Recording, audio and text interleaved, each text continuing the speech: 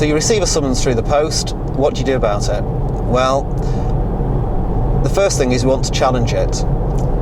The strange situation is that you're not entitled to see the evidence until a plea has been entered with the court.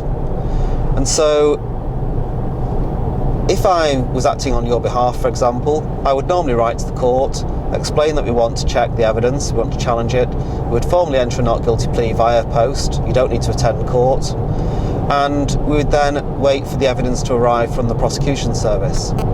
Now, the court, if it applies standard directions, the Crown Prosecution Service should then have 28 days in order to make disclosure to the defence.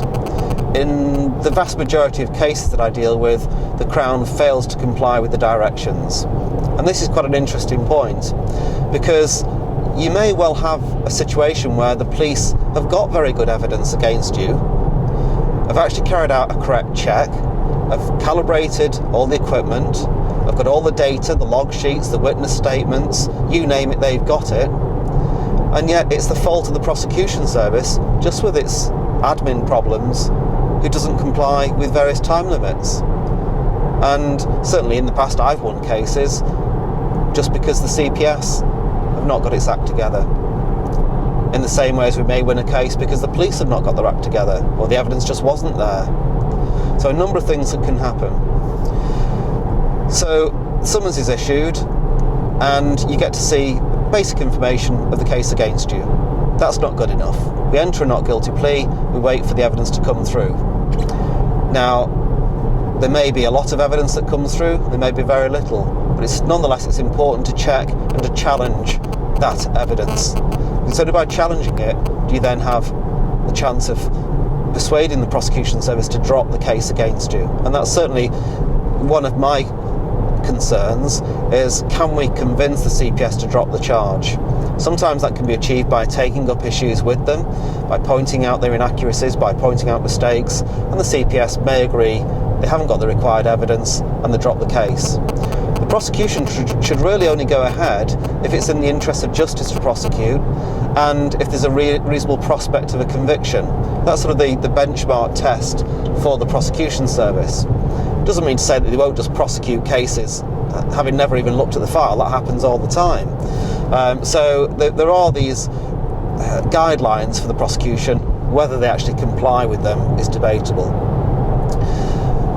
So we'll get to see, hopefully we'll get to see some of this evidence. It may not be good.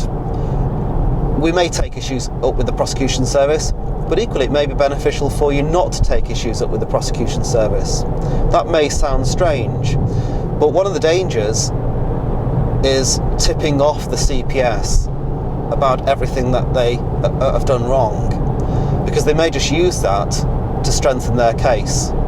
Over the years I've tried all different things with the police and with the prosecution service. There may be a loophole one day, it's closed the next, day after another loophole opens, and I suppose solicitors that specialise in this area are constantly looking at what the police do, what the prosecution service do, and how we can use the law to our advantage. Of course we have to give the prosecution notice, and we have to let the court know what our issues are, what our concerns are, what our general defence is going to be. But we can do that in a way that doesn't overly help the prosecution service to achieve a conviction. So again, important to take the right legal advice, because how things are explained to the prosecution service and the police can often determine whether you win or lose. Most of the times when I write to the police and write to the prosecution service, they haven't got a clue what I'm talking about. I'll often raise issues with them. They don't know, because they don't really specialise, they don't really understand the legal issues involved.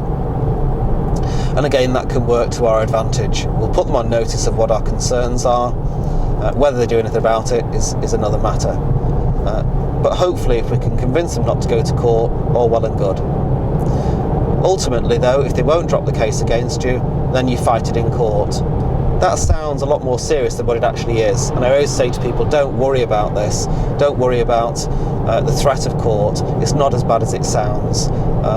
Certainly I represent all clients personally as far as possible, so any case that I deal with from start to finish, from first speaking with the client on the telephone to representing them at trial if need be. Occasionally we might instruct a specialist barrister if, for example, I'm away on holiday or double booked or can't make it for whatever reason. Then a barrister may also assist. But again, we only use experienced barristers with particular knowledge of road traffic or with speeding. And in fact, it goes so far as to say that I actually use particular barristers, depending on the type of speed camera that's being used. So it's important to know, or to have a lawyer that does know the case backwards and does understand the actual type of camera.